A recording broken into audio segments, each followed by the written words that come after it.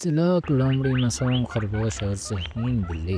ایک گھنا جنگل تھا جہاں کئی جانور امن و سکون سے رہتے تھے۔ ان میں ایک چلاک لومڑی، ایک معصوم خرگوش اور ایک ذہین بلی بھی تھی۔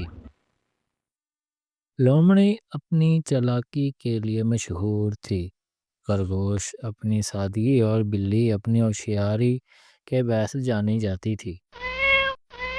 ایک دن لومڑی کو بہت بھوک لگی۔ اس نے سوچا کہ جنگل میں کوئی نہ کوئی شکار ضرور مل جائے گا۔ گھومتے گھومتے اس کی نظر ایک معصوم خرگوش پر پڑی جو مزے سے گھاس چر رہا تھا۔ لومڑی کے منہ سے پانی بھر آیا اور وہ آہستہ آہستہ اس کی طرف بڑھنے لگی۔ خرگوش نے اپنے ارد گرد خطرہ محسوس کیا اور فوراً چوکنا ہو گیا۔ جیسے ہی لومڑی نے اس پر جپٹنے کی کوشش کی، خرگوش تیزی سے دوڑ گیا۔ لومڑی بھی اس کے پیچھے لپکی، لیکن خرگوش تیز رفتاری سے ایک درخت کے کھوکھلے تنے میں گھس گیا۔ لومڑی غصے سے دانت پیسنے لگی کیونکہ اس کی محنت بیکار گئی تھی۔ لومڑی کو ایک اور ترکیب سوچی۔ وہ پیار بھری آواز میں بولی، پیارے خرگوش، میں تمہیں کھانے کے لیے نہیں آئی تھی بلکہ تمہیں ایک خاص دعوت پر بلانے آئی تھی۔ جنگل میں ایک بڑا جشن ہو رہا ہے جہاں مزیدار کھانے ہوں گے، تم بھی میرے ساتھ چلو۔ خرگوش سمجھدار تھا، وہ جانتا تھا کہ لومڑی پر بھروسہ کرنا خطرناک ہو سکتا ہے۔ اس نے سوچا کہ اس معاملے میں بلی سے مشورہ لینا بہتر ہوگا۔ چنانچہ وہ جلدی سے بلی کے پاس گیا اور اسے ساری بات بتائی۔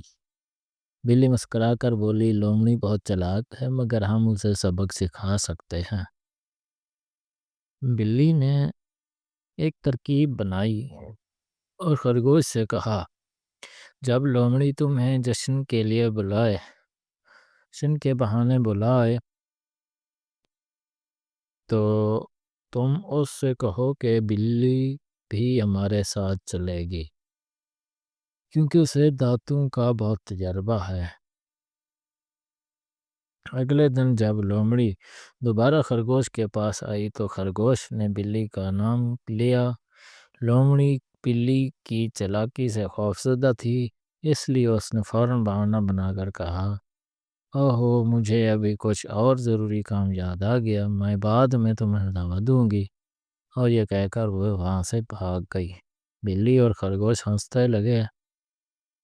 بلی نے کہا، دیکھا، عقل اور سمجھداری سے بڑی بڑی چالاکی کو بھی مات دی جا سکتی ہے۔ خرگوش نے خوش ہو کر بلی کا شکریہ ادا کیا اور وعدے کا کہے وہ ہمیشہ محتاط رہے گا۔